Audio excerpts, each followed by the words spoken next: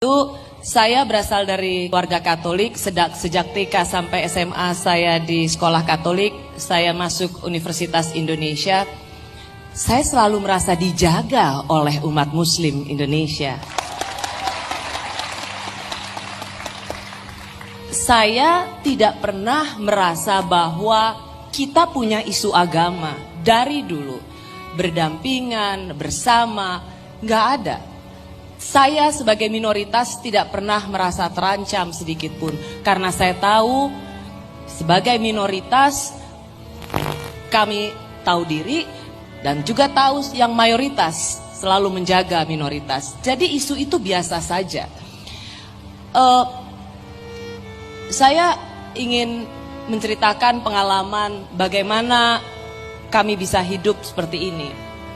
Ketika saya masih kecil begitu, kan dari dulu kita hanya punya TVRI ya.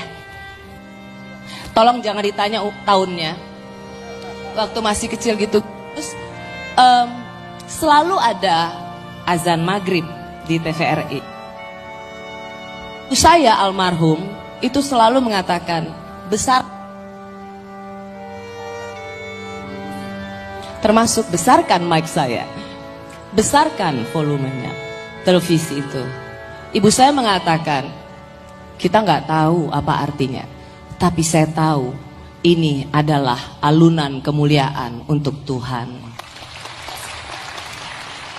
Jadi kami sudah diajarkan bahwa kita hidup itu tidak sendiri, kita berbeda dan tidak ada yang salah dengan perbedaan itu.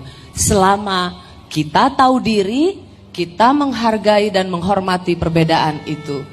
Dan buat saya, nilai dalam keluarga itulah yang membuat saya memiliki, dan kakak-kakak saya memiliki pemahaman seperti ini. Jadi penting sekali nilai yang ditanamkan di keluarga, Pak Menteri. Ya, terima kasih Mbak Rosi. Jadi selama ini sama sekali tidak merasakan sebagai bagian dari minoritas, begitu ya? Justru merasa dijaga oleh.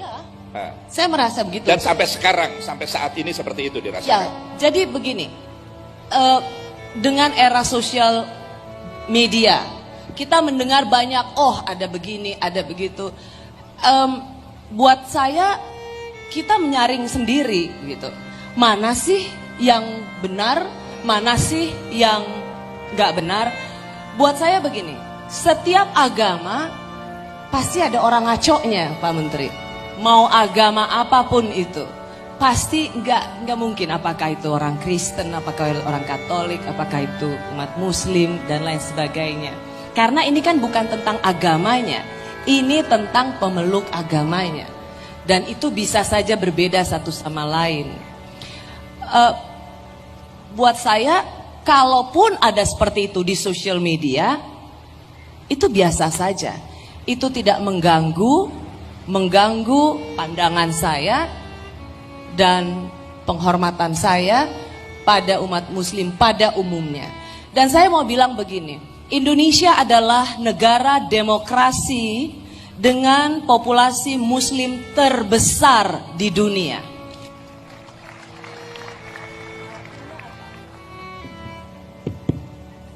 Selama 20 tahun reformasi, dari masa Orde Baru yang tadi diceritakan oleh Gusmus masuk ke era reformasi saat ini, kita punya banyak PR, kita punya banyak kendala. Tetapi selama 20 tahun ini, Indonesia telah membuktikan sebagai contoh masyarakat Muslim dengan sistem demokrasi yang terbaik di dunia.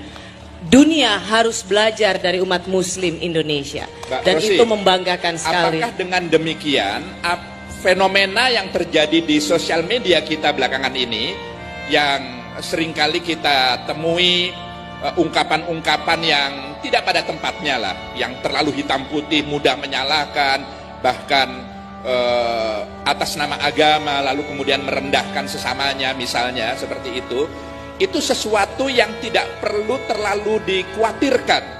Apakah itu merepresentasikan, mewakili bangsa kita secara keseluruhan, atau itu hanya sosial media yang tidak bisa dimaknai mewakili. Jadi bagaimana itu melihatnya? Bahwa kita harus waspada, ya. Bahwa kita harus bahwa kita tidak bisa memandang remeh, itu ya. Tapi bahwa kita harus membesar-besarkan, bahwa kita kemudian harus paranoid, menurut saya tidak. Media dalam hal ini haruslah menjadi corong untuk nilai-nilai ajaran agama yang baik dan menjadi panggung untuk ulama-ulama seperti Gusmus yang terus-menerus mengedepankan nilai-nilai Islam yang menjadi rahmat bagi semua makhluk. Jadi bahwa kita harus waspada, bahwa kita harus ya tidak menganggap remeh, ya. Tapi menurut saya kita tetap harus mengedepankan yang mayoritas yang lebih baik itu, Pak Menteri. Baik, terima kasih Mbak Rosi.